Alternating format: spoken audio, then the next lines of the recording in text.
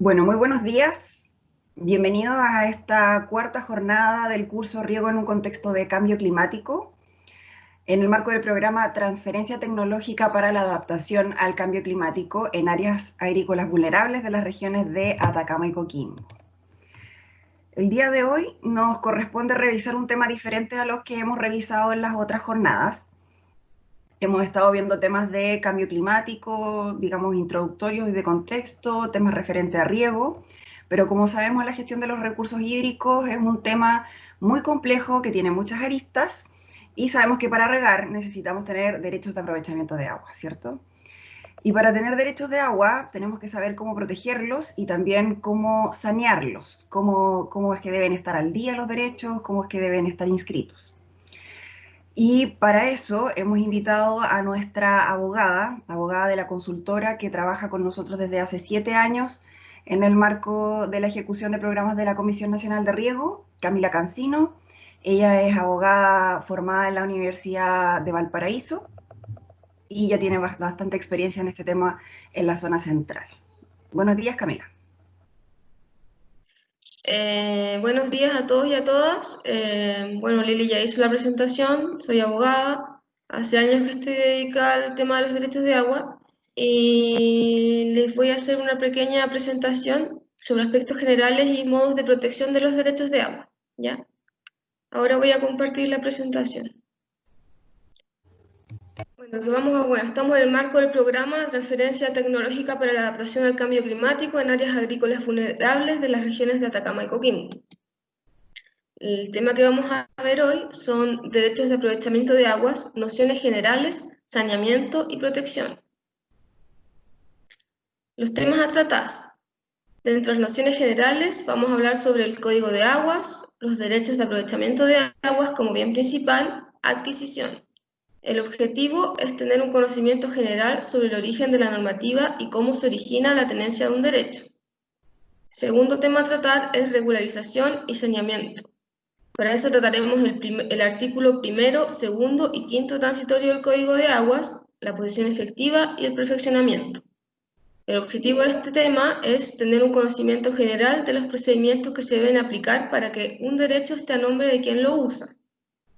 Y por último se verá el tema de la protección de derechos de aprovechamiento de agua, herramientas judiciales y administrativas de las organizaciones de usuarios de agua. El objetivo es tener conocimiento general sobre estas herramientas y orientar a los usuarios u organizaciones de usuarios de agua para resolver los distintos conflictos que se susciten entre ellos o entre ellos y la comunidad. ¿Ya? Nociones generales. El actual Código de Aguas. Bueno, en 1981 se dictó el actual Código de Aguas, donde se otorga a los particulares la propiedad de los derechos de aprovechamiento de agua, esto es, el uso, goce y disposición. Pero es importante hacer acá una precisión, que es bien técnica, pero es importante, porque de que yo soy dueño finalmente a través de la regulación actual. Yo soy del derecho de aprovechamiento de agua. El agua en sí mismo como bien es un bien nacional de uso público. Entonces yo tengo un derecho de propiedad, sí, está reconocido constitucionalmente, sí, pero mi derecho de propiedad es sobre el derecho de aprovechamiento de agua, no así sobre el agua en sí misma porque es un bien nacional de uso público. Con la dictación del Código de Aguas, el agua pasó a ser un bien económico municipal y no un accesorio, de manera que la venta de un predio agrícola no comprende los derechos de aprovechamiento de agua destinados al riego de dicho inmueble. Antiguamente no había una distinción cuando se transmitía, por ejemplo, se vendía un bien raíz con el agua, bastaba con la sola venta del bien raíz y se entendía que se vendían también las aguas. Ahora existe un régimen registral separado de las aguas y de la tierra, ¿ya? Y se venden separadamente. Adquisición del dominio del derecho de aprovechamiento. Existe una adquisición originaria y una adquisición derivativa. Adquisición de derechos de aprovechamiento de agua originarios. Los derechos de aprovechamiento de agua originarios se constituyen por acto de autoridad. La autoridad en Chile que otorga los derechos de agua es la Dirección General de Aguas. ¿Y cómo se realiza esta adquisición? a través de una resolución que emite justamente la Dirección General de Aguas, siempre previa solicitud del interesado. La posesión finalmente se adquiere por la inscripción de esta resolución en el conservador de bienes raíces respectivo. Aquí acompañamos una imagen de una resolución tipo de la Dirección General de Aguas donde se otorga un derecho de agua. Ahí se refiere, constituye un derecho de aprovechamiento consultivo, sale el nombre de la persona, la comuna, la provincia y distintos requisitos mínimos que tiene que tener la resolución, como son el volumen y las coordenadas exactas donde se extrae el agua. ¿Ya? Esta es la típica resolución de la DGA. Otro ejemplo de, bueno, vimos la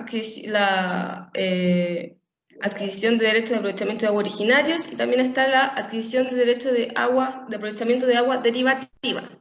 Derivativo es cuando ya se otorgó en algún momento este derecho de agua y una persona lo transmite, que sería por una compra-venta, por ejemplo, entre vivos, o también se puede adquirir a través de la posesión efectiva, ¿ya? Que es un caso típico de adquisición derivativa. Y aquí mostramos, les mostramos un formulario de una solicitud de posesión efectiva ante el Servicio de Registro Civil e Identificación, ¿ya? Es el formulario tipo que se puede bajar de internet. Algunas nociones básicas sobre cómo se realiza una posesión efectiva. Bueno, lo primero que hay que hacer es ir al registro civil. Sabemos, bueno, actualmente no se puede ir, pero está el formulario en internet, se puede bajar, es cosa de ponerlo en Google y uno lo encuentra. Entonces, primero aquí está puesto ir al registro civil, solicitar un formulario de posesión efectiva, también se puede bajar a internet y llenarlo.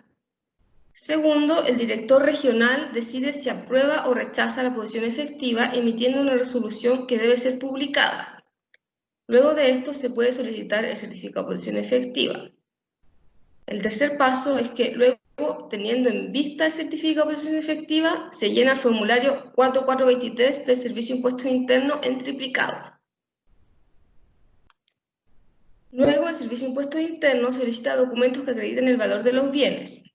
En este punto cabe destacar que normalmente el tema de las aguas es valorización de las aguas es un poco complejo. Lo que normalmente se hace para acreditar el valor es acompañar un certificado de la... parece que están escuchando mal. Camila, ¿se está escuchando bien? Dale, ¿Se escucha bien? de todas formas, si alguien lo escucha mal, va a quedar grabado después. ¿Ok? Camila, se escucha perfecto. Continuar, ¿no? Ya, voy a continuar. Así como les estaba comentando, normalmente lo que se hace para acreditar el valor de las aguas, de un derecho de aprovechamiento de agua, es pedir un certificado a la comunidad que diga cuánto valorizan el agua en ese sector, porque el valor del agua depende del sector, ¿ya? Bueno, una vez autorizado el formulario 4423 del Servicio de Impuestos Internos, se presenta. Así ahora contamos con el formulario timbrado del Servicio de Impuestos Internos y el certificado de posesión efectiva. Luego, toda esta documentación se va al conservador de bienes raíces respectivo para inscribir la posesión efectiva. Se lleva el certificado que entrega el Servicio de Impuestos Internos y el certificado de posesión efectiva que otorga el registro civil. Entonces, como podemos ver, en la posesión efectiva intervienen 3 organismos: el registro civil, el Servicio de Impuestos Internos y el conservador de bienes raíces. Bueno, ahora vamos a ver otro tema que es regularización y saneamiento de derechos de aprovechamiento de agua. Se entiende por regularización de un derecho de aprovechamiento de agua a todas aquellas tramitaciones establecidas en los artículos 1, 2 y 5 transitorios del Código de Aguas. Primero vamos a ver el artículo 1 transitorio del Código de Aguas, que tiene que ver con la inscripción de los títulos correspondientes, por ejemplo, una compraventa o una posesión efectiva, desde su actual propietario hasta llegar a la inscripción de la cual proceden. En el fondo lo que se hace es establecer la cadena. Sabemos que en Chile el régimen registral, o sea, cómo se registran públicamente la transferencia de un bien, En el caso de los bienes inmuebles, es a través del conservador de bienes raíces. Hay libros donde consta la propiedad de un bien raíz, porque es importante tener toda la historia del bien raíz. A partir de la reforma del año 1981 existe el libro de aguas. Entonces es necesario que si una persona realiza una compraventa, tiene que ir anotando en el registro de aguas del conservador de bienes raíces esa compraventa. Y siempre se tiene que seguir la historia, establecer la cadena de transferencias en este caso de las aguas. De esta manera se tiene certeza. La única forma de saber si una persona tiene un derecho y si está correctamente inscrito es establecer esta cadena en el conservador de bienes raíces respectivo. Esta es la forma más común en el artículo primero transitorio del Código de Agua. Aquí les mostramos un ejemplo de escritura típico de compraventa de derecho de agua, donde está al lado izquierdo está el tipo, el tipo de título que se trata, en este caso una compraventa, podría ser una donación, podría ser una herencia, está el nombre del adquirente y del vendedor, los datos del repertorio, el número que está arribita, conservador, año y foja. ¿Ya? Además, tenemos el artículo segundo transitorio del Código de Aguas, que esta forma de saneamiento del derecho opera a partir de la tenencia del derecho por un lapso de tiempo. ¿Ya? ¿Qué es el artículo? Dice, los derechos inscritos que estén siendo utilizados por personas distintas de sus titulares, derechos no inscritos y aquellos que se extraen de forma individual de una fuente natural, podrán regularizarse cuando dichos usuarios hayan cumplido 5 años de uso ininterrumpido, contados hacia atrás desde la fecha de entrada de vigencia del Código de Aguas de 1981. ¿Ya? Entonces, ¿desde cuándo se computa el plazo para que una persona pueda adquirir por el lapso de tiempo? Tiene que hacer uso de estas aguas en el fondo, y lo más importante es que las use antes del 29 de octubre de 1976, debiendo cumplirse una serie de requisitos establecidos en el mismo cuerpo legal. A esto se le denomina uso inmemorial. La verdad es que el artículo segundo transitorio del Código de Aguas es un poco complejo adquirir el derecho de esta forma porque normalmente es un juicio que es bastante largo y no hay, si no está inscrito, no hay nada por escrito. Entonces lo que se hace es acompañar antecedentes. ¿Y qué es lo que normalmente se utiliza? Son testigos, pero es un juicio bastante largo y complejo. ¿Ya? ¿Se puede regularizar de esta forma? Sí, pero es complicado. Bueno, también está el artículo quinto transitorio del Código de Aguas, que se refiere a la situación de los predios expropiados, los predios que son denominados predios CORA, ¿ya? De objeto de la expropiación de la Corporación de Reforma Agraria. La determinación e inscripción de los derechos provenientes de predios expropiados total o parcialmente o adquiridos a partir de la reforma agraria le corresponderán al Servicio Agrícola y Ganadero. Este organismo determina de forma proporcional a la extensión regada a los derechos de aprovechamiento de aguas. Esto se realiza a través de una resolución exenta que se tiene que inscribir en el registro de aguas del conservador de bienes raíces. ¿Ya? Antiguamente, cuando se produjo las distintas expropiaciones en Chile, el Servicio Agrícola y Ganadero determinaba tanta tierra para tanta persona y a esa tierra le asignaba X cantidad de agua. Esas resoluciones el SAC las enviaba al conservador y la persona podía inscribir, y actualmente se puede, si una persona se le otorgó de esta forma el derecho de agua y no lo inscribe, basta con demostrar que es el dueño de ese predio y se inscriben las aguas así en el conservador de bienes raíces respectivos. ¿Ya? Es el artículo quinto transitorio del Código de Aguas. Bueno, vimos por una parte ya el tema de los saneamientos de derechos de agua y ahora vamos a hablar del perfeccionamiento de derechos de agua, que es una cuestión distinta. ¿Ya? ¿Qué es el perfeccionamiento de los derechos de aprovechamiento de agua? Consiste en dotar al título del derecho de aprovechamiento de agua de las características esenciales de las que carece a través de una sentencia judicial que las determine o a través del Servicio Agrícola y Ganadero cuando se trate de predios CORA. Este acto es obligatorio según el artículo 122, inciso séptimo, introducido por la ley 20.017, que establece la obligación legal sobre los titulares de derechos de aprovechamiento de agua de registrar su derecho en el registro público de aguas. En el caso de que la persona no lo haga, no puede realizar acto alguno en relación con sus derechos ante la Dirección General de Aguas ni en la Superintendencia de Servicios Sanitarios. Por ejemplo, no podría solicitar el traslado de ejercicio de su derecho de aprovechamiento de agua a un lugar distinto del establecido en el título respectivo. Este tema es importante porque mucha gente tiene su derecho de agua, pero no está perfeccionado. Y al no estar perfeccionado, no puede hacerlo valer, por decirlo así, ante, por ejemplo, la DGA y la superintendencia. El código es bastante exigente en cuanto a las características que tiene que tener el derecho y es necesario que el derecho los tenga y conste en el título, es decir, en el conservador de bienes raíces tiene que decir las características esenciales de este derecho. ¿Cuáles son estas características esenciales?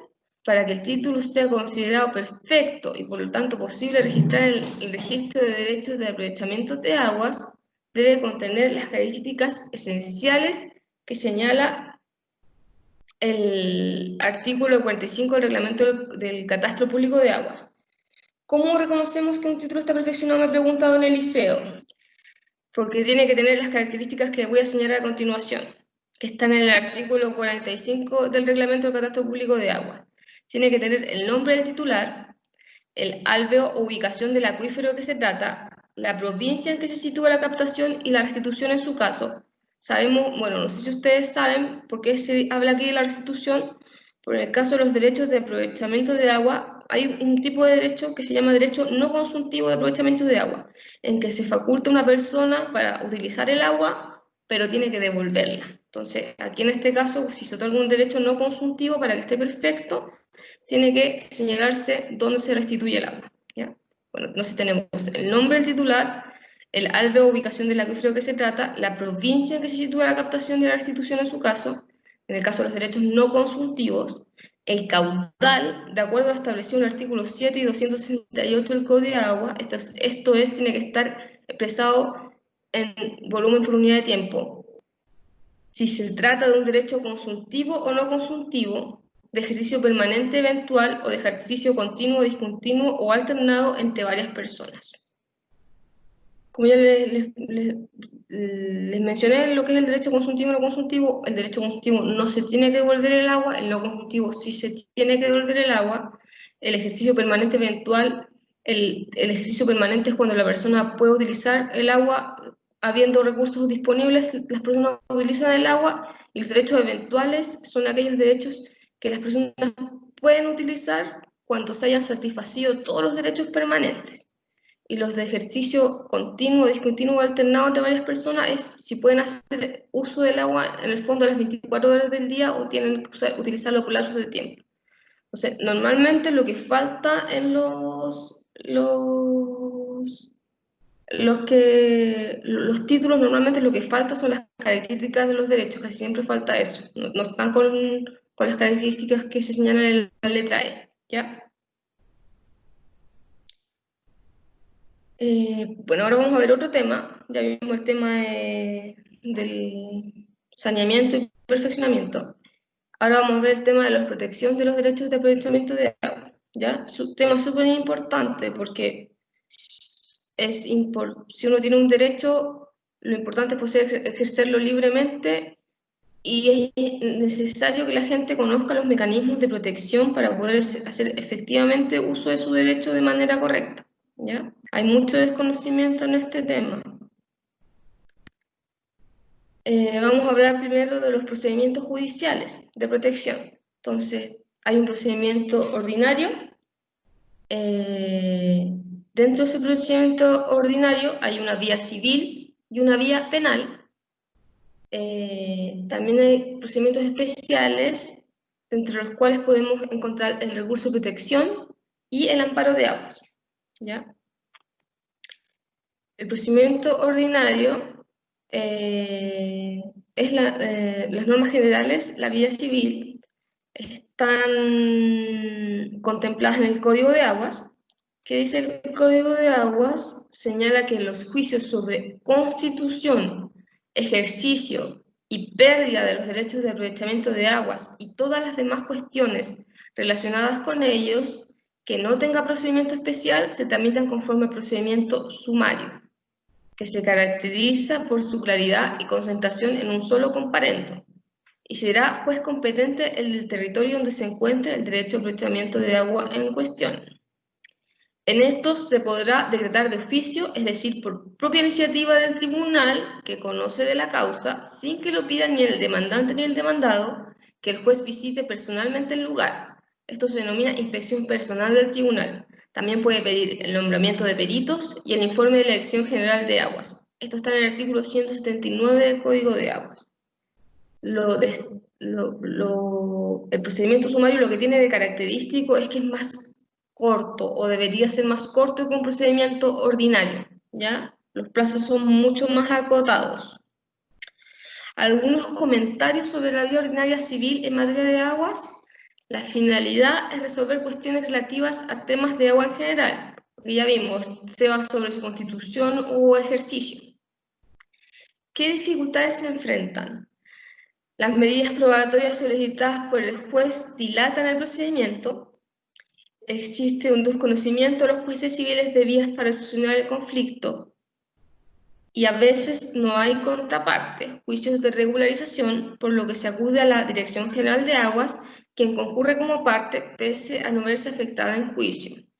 El aspecto positivo es que se trata de un procedimiento especial, ¿ya? Ahora vamos a ver el robo de agua, que es la vía penal. El robo de agua está descrito en el artículo 459 del Código Penal. Esto fue objeto de una reforma hace poquito, el año pasado nomás se reformó y se subieron las penas, ¿ya?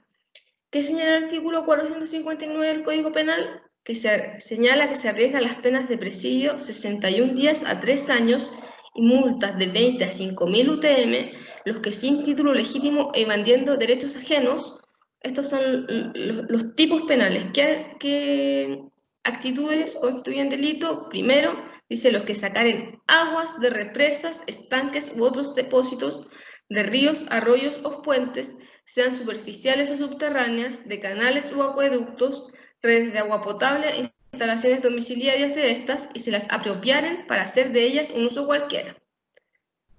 Segundo, los que rompieren o alteraren con igual fin diques, esclusas, compuertas, marcos u otras obras semejantes existentes en los ríos, arroyos, fuentes, depósitos, canales u acueductos. 3. Los que pusieran embarazo al ejercicio de los derechos de un tercero en dichas aguas. 4. Los que usurparen un derecho cualquiera referente al curso de ellas o turbaren alguno en su legítima posesión. ¿Ya? Entonces, ¿qué constituye un delito en el fondo? Sacar agua o entorpecer el uso que otra persona haga. El 460 del Código Penal contempla una agravante. Cuando los simples delitos a que se refiere el artículo anterior se ejecutaren con violencia o intimidación en las personas, si el culpable no mereciere mayor pena por violencia o intimidación que causare, sufrirá la de presidio menor en cualquiera de sus grados, esto es, hasta 5 años de cárcel, y multa de 50 a 5.000 UTM. O sea, en el caso que haya violencia o intimidación, la pena puede aumentar de los 3 años hasta los 5. ¿Qué hacer cuando le roban su agua o por alguna razón le piden ejercitarla? Lo que se tiene que hacer es dejar una constancia del robo o del entorpecimiento causado y del presunto causante, ya sea a través de fotografías, testigos oculares, denuncia a carabineros o mediante la presencia de un notario. Acudir al celador del canal, si es que se tiene, y se debe dirigir a la directiva de la comunidad y todo debe hacerse constar por escrito. ¿Ya? Comentarios sobre la vía penal. La finalidad es la aplicación de una pena. Dificultades que se enfrentan. Primero, el Ministerio Público debe tener convencimiento del delito y existen dificultades probatorias. Porque es difícil pesquisar efectivamente cuando alguien está robando agua y quién fue. ¿Ya? Segundo, el Ministerio Público no tiene conocimientos técnicos necesarios, por lo que deriva a la unidad de fiscalización de la Dirección General de Aguas, quien puede emitir un informe sobre la infracción. Tercero, una vez pasadas estas barreras, se procede a la formalización del delito. Aspecto positivo es que a veces solo basta la sola notificación de la denuncia para lograr amedrentamiento en el infractor. Es decir, la persona sabe que está siendo investigada y se abstiene de seguir, en este caso, robando agua. Bueno, otra forma de proteger el derecho de agua, de aprovechamiento de agua, es el recurso de protección. Está regulado en el artículo 20 de la Constitución Política y procede cuando el titular de un derecho de aprovechamiento que por causas de actos u omisiones arbitrarias de un tercero sea privado, perturbado o amenazado en el ejercicio legítimo de su derecho. Puede recurrir a la Corte de Apelaciones respectiva a fin de que se restablezca el imperio del derecho interponiendo un recurso de protección. ¿Ya? Lo interesante del recurso de protección, una de las cuestiones súper interesantes es que puede interponerse incluso si uno ve amenazado el ejercicio legítimo de su derecho. No es necesario que esté actualmente, pero sí que existan antecedentes suficientes que permitan presumir que se está siendo amenazado ese derecho. ¿Se necesita tener un abogado para interponer un recurso de protección? No se necesita. ¿Cuál es el plazo para presentar un recurso de protección? El plazo es de 30 días corridos, contados desde que ocurre el acto o amenaza que motiva el recurso o desde que se tuvo conocimiento de dicho acto o amenaza, hecho que debe ser acreditado ante la Corte. ¿Qué requisitos debe tener el recurso de protección? El recurso se debe presentar por escrito y fundamentar cuál es la acción u omisión ilegal o arbitraria que sirve de base a su interposición, así como los derechos o garantías consagradas en la Constitución que se están siendo vulneradas.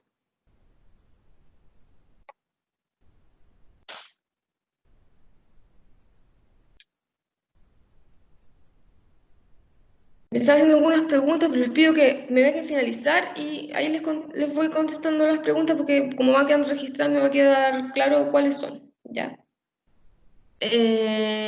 Ahora vamos a hablar del amparo de aguas.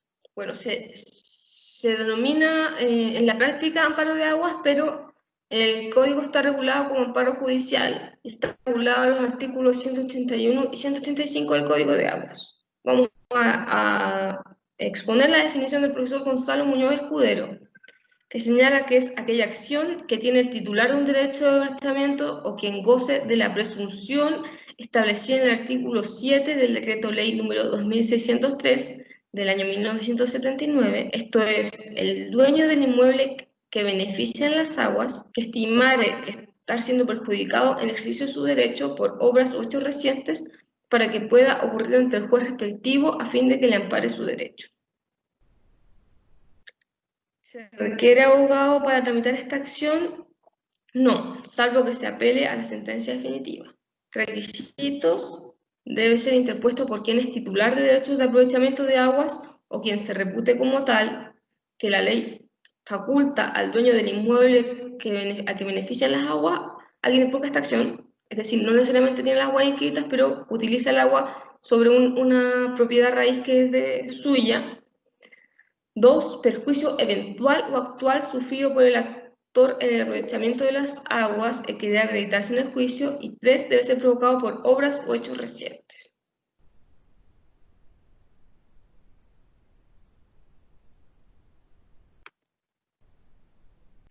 En el juicio se realizan descargos u observaciones por parte de los presuntos responsables y a los representantes legales de negociación de usuarios a que pertenece el recurrente dentro del término de 5 días de realizada la notificación. El juez dispondrá una inspección ocular con cargo al recurrente y puede requerir informe de la Dirección General de Aguas si lo estima conveniente.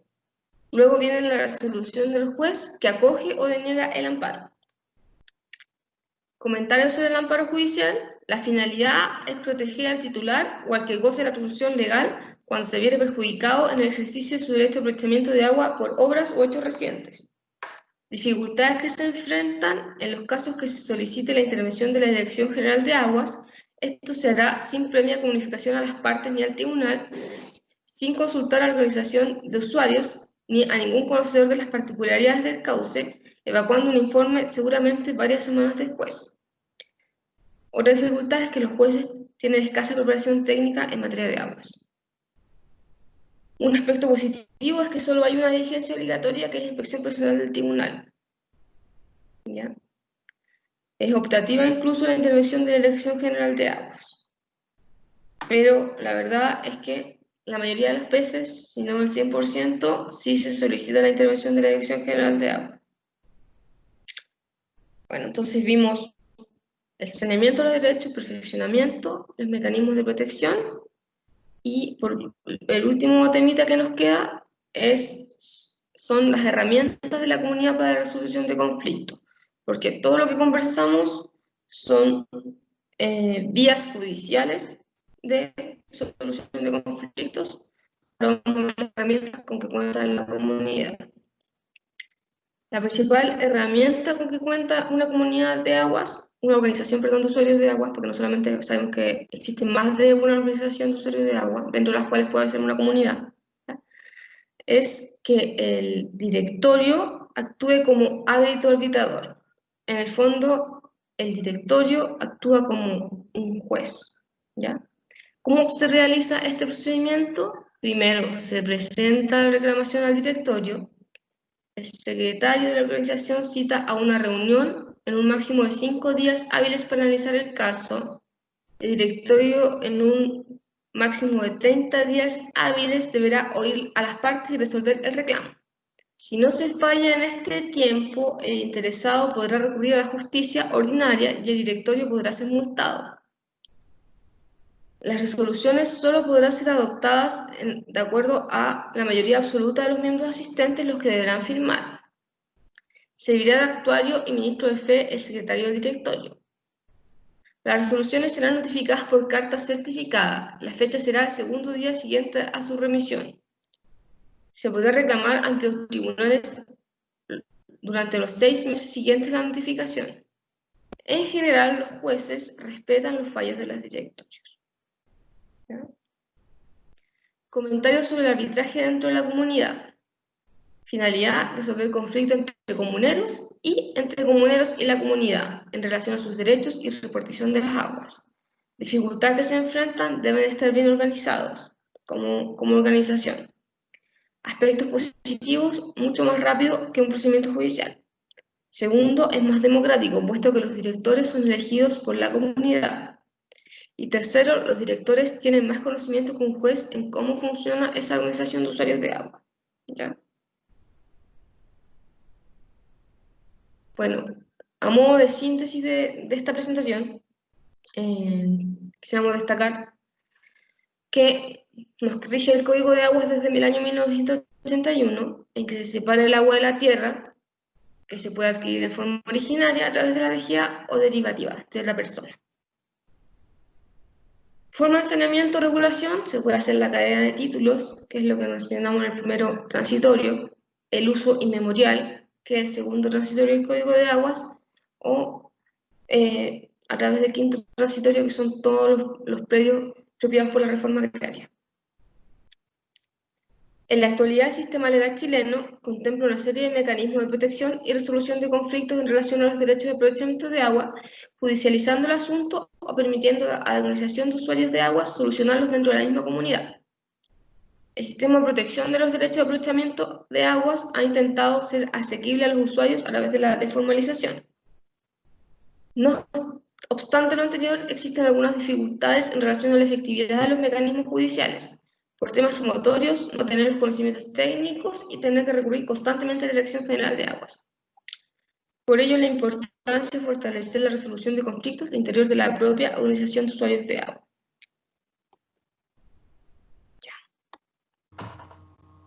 Bueno, damos las gracias entonces a Camila Cancino, nuestra abogada, por esta presentación sobre derechos de aprovechamiento de agua, saneamiento y protección.